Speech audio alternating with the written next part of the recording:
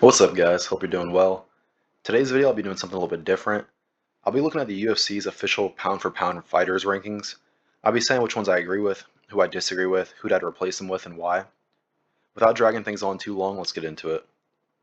Starting out, we got Ilia Topuria at number 1. And I don't think you can talk about Ilia without talking about Islam Makhachev. I mean, both fighters are in the GOAT conversation. Not saying they are the GOAT, but they're in the conversation. Both fighters are in conversation as to who is the true number one pound for pound fighter. Um, both fighters, those two specifically, are probably the most anticipated matchup in current UFC conversation right now.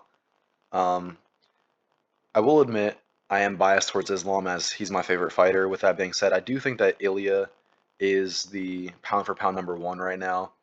Unlike Islam, Ilya is a 2 division champ. He's undefeated in the UFC. I think that he would have cleared featherweight out had he stayed.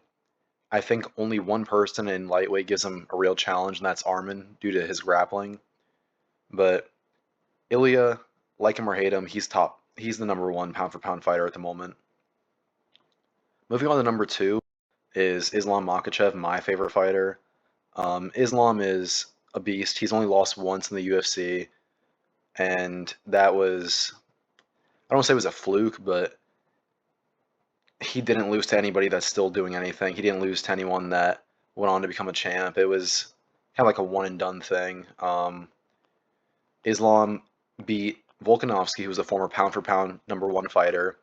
He beat Oliveira for the lightweight belt. Oliveira has the most submission wins in UFC history. He former lightweight champion. Islam has wins over who else? Dustin Poirier, former lightweight interim champion. Islam is, in my opinion, going to beat JDM this Saturday and become a 2 division champion.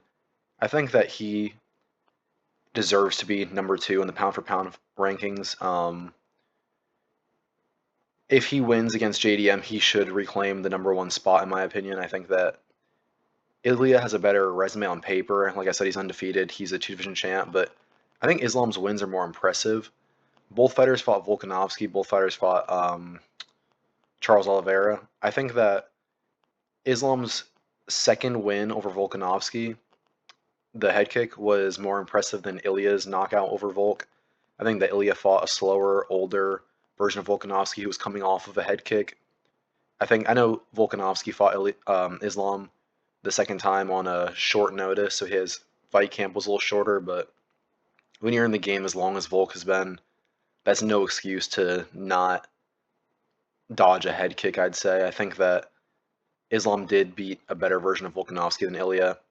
And then Islam beat Oliveira at his own game. I mean, Oliveira has the most subs in UFC history. He's the guy that submits everybody, and Islam met him on the ground after dropping him and submitted him. He did beat Oliveira very impressively. He knocked him out in less than half of 1 round, but like I said, Oliveira knocking him down isn't that impressive. I mean, Islam's knocked him down, Chandler's knocked him down, Poirier's knocked him down, Gaethje's knocked him down. I mean, who hasn't knocked Oliveira down in a fight? No disrespect, but he's not necessarily known for having a chin, so I do think that Islam's wins are more impressive than Ilya's, but Ilya has a better resume on paper. At the number 3 spot is Merab Dvalishvili, and I agree with that ranking. Merab is on his 4th title defense this year.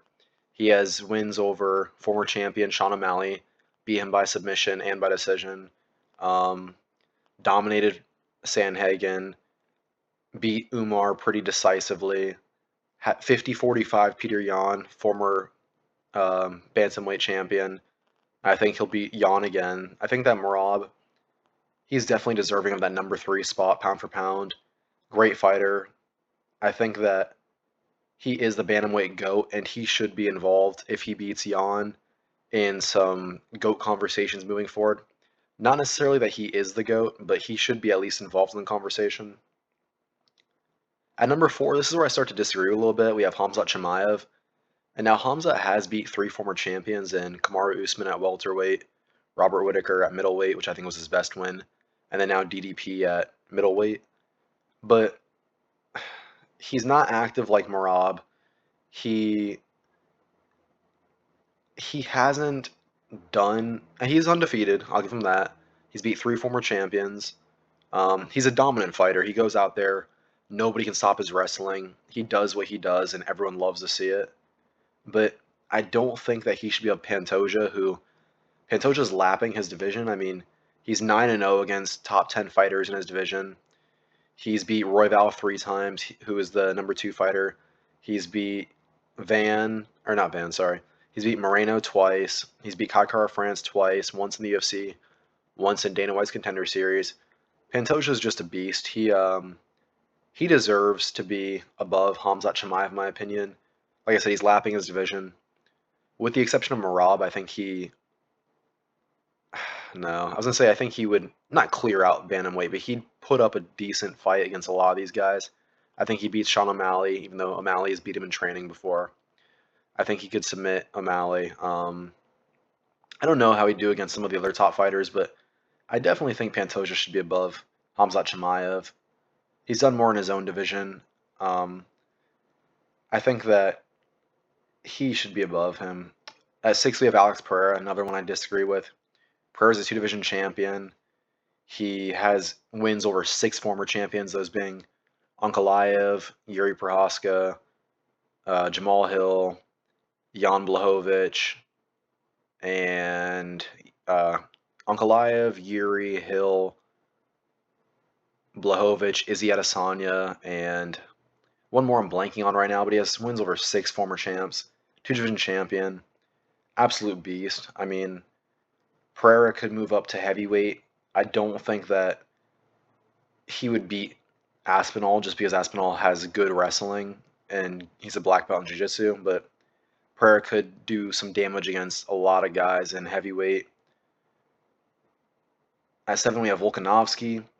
Volk, I think he should also be above Hamza. I know Hamza is undefeated, unlike Volk, but Volk has lost to who? I mean, Islam, the pound-for-pound number 2 fighter, who's more than likely going to beat JDM for a second belt this Saturday. He's lost to Ilya Taporia, pound-for-pound number 1, current 2 division champion. Volk has 3 wins over Max Holloway, former featherweight champion. Volk is an absolute beast. I mean, he lost to the best of the best and then came back and beat Diego Lopez for the belt. I don't see any reason why Volkanovski should be underneath Khamzat Chimaev. I really don't. I think there's an argument for him to be made above Pantoja as well. And number 8 is JDM. Now, JDM, I think, deserves the lowest spot among the current champions. He is 18-0 in the UFC, undefeated. Notable wins over Bilal Muhammad, former champion. A win over Gilbert Burns with a broken hand. But Burns is Bilal was a former champ, or was a champ at the time. Burns is on his decline. I mean, he's not in title contention at all, so I don't think that win necessarily does a whole lot for his resume. I mean, you'd be not lying to yourself, but I don't think anyone out there truly believes that had Shavkat stuck around after his fight with Ian Gary, that JDM would have gotten the title shot. I think Shavkat deserved the title shot much more. I think if that did happen, then JDM would kind of not necessarily fade into obscurity, but he would not be talked about nearly as much. He'd probably be fighting like, say, Joaquin Buckley or maybe even, I don't know, Leon Edwards or somebody. Just sitting at like 3, 4, 5. I don't think that he should be over Aspinall, who Aspinall has first round finishes over 5 guys in the top 7 in his division, with the exception of Cyril Gahn, who put up an amazing fight. It was less than a full round, so I can't say it's amazing, but Cyril Gahn definitely did better than everybody expected him to. That being said, I think Aspinall wins the rematch. I think he gets it done. But Aspinall should be above JDM. I mean, JDM does not have 5 first-round finishes against guys in the top 7 of his division.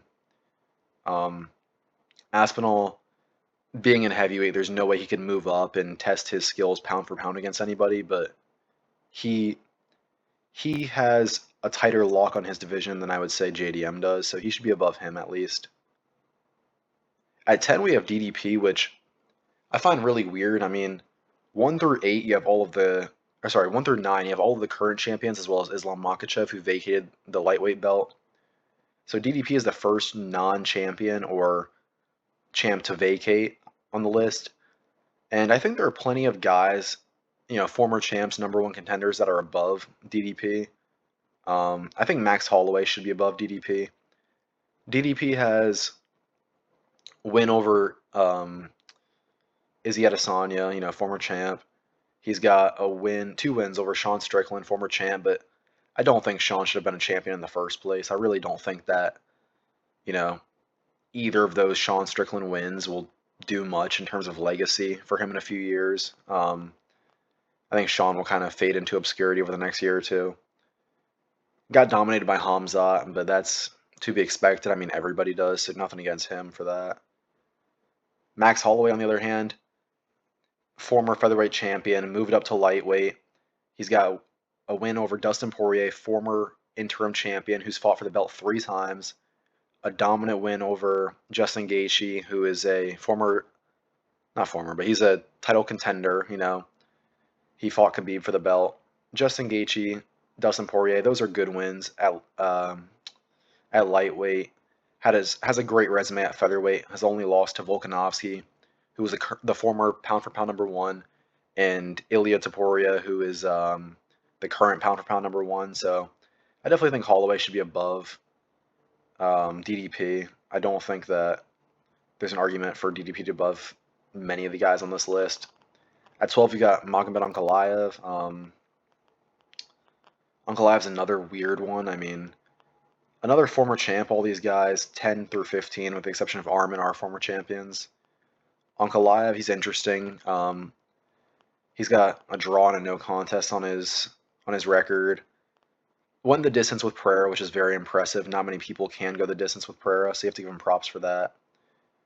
Fought him again, even though he got dominated, absolutely destroyed in the first round in the rematch. It did come out that he had a dislocated or fractured rib or something, so I don't know how soon before the fight that happened, how much it would affect him. I'm not a doctor, so I couldn't tell you how big of a deal that is because I don't know what the actual diagnosis was in the first place. But Ankalaev, I don't think he should be above Charles Oliveira. I don't think he should be above. Yeah, just Oliveira. I think Bilal and Sarukian should definitely be under Ankalaev. 13 is Bilal. Bilal's another interesting one. Has a win. If we're doing MMA math, he's got a win over former champ Leon Edwards, who has a win over former champ Kamaru Usman, who holds the record for,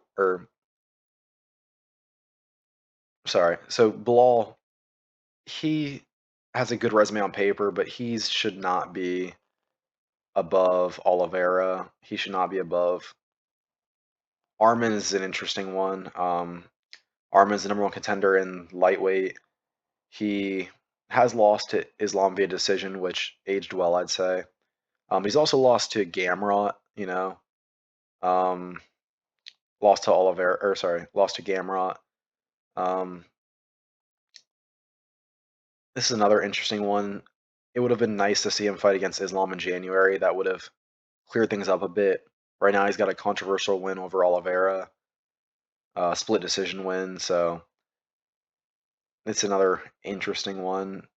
At 15, you have Charles Oliveira, who former lightweight champion.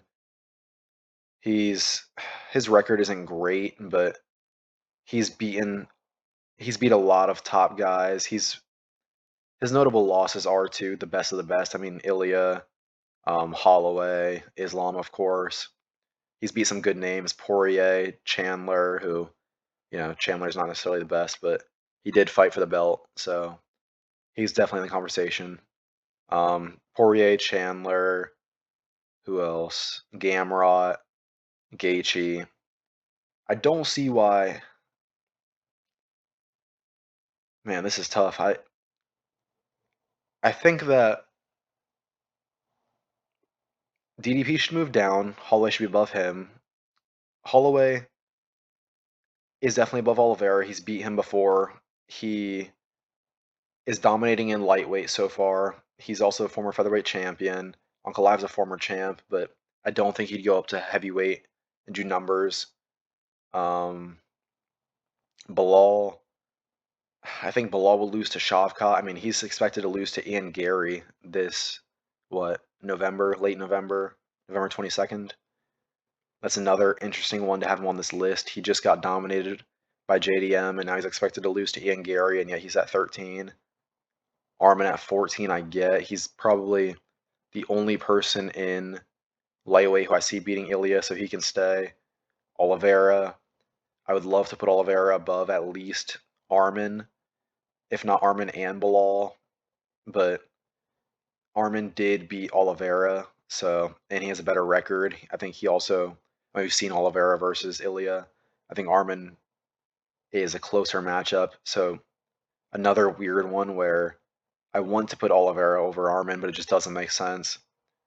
I honestly want to put Armin above Bilal, but Bilal is a former champ, so it would be interesting to see like Joshua Van, how if he even as is, even though he hasn't fought Pantoja yet, I think he should be above Bilal Muhammad, for example, because Bilal is what? What rank is he? I mean, JDM is the champ, so they have him at number one, even though you could say Islam is the number one in the welterweight division. Um, Gary's what, two or three, and he's expected to beat Bilal. Um, I'd love to see where someone like Anthony Hernandez would stack up. Cyril Gahn. I mean, Cyril Gahn put up a hell of a fight against Aspinall, so he could definitely be in the top 15, especially over Bilal. Um, in each division, I'd say Van. I don't know who for bantamweight would make this list. For featherweight, nobody really. Evloev and Murphy, I wouldn't say deserve to be on this list. Lightweight, you got three fighters. They all deserve to be in here, I'd say. Four fighters to include, yeah, four fighters with Ilya Holloway, Sarukian, and Oliveira. Welterweight, Sean Brady is making a comeback. He was, before JDM beat Bilal and Shavkat kind of disappeared, I think there was a time where Sean Brady was like the prodigal son of welterweight, so depending on how he does against Morales, he may be able to come up in this list. Anthony Hernandez, Yuri Prohaska could honestly be in here. He's a former champion, has only ever lost to Alex Pereira, who's ranked sixth, and honestly going to be in the GOAT conversation, if not there already. Yuri Prohaska could definitely be in here above Bilal Muhammad. I'd love to see him fight Ankalaev. I think he beats Ankalaev. Heavyweight Cyril Gahn could make this list, so let me know what you guys think in the comments. Like, comment, share, subscribe. Let me know who your top 15 is or your top 5. Let me know which ones you agree with, who you think should be knocked off this list, who you think should move up or down, and I'll catch you guys in the next one.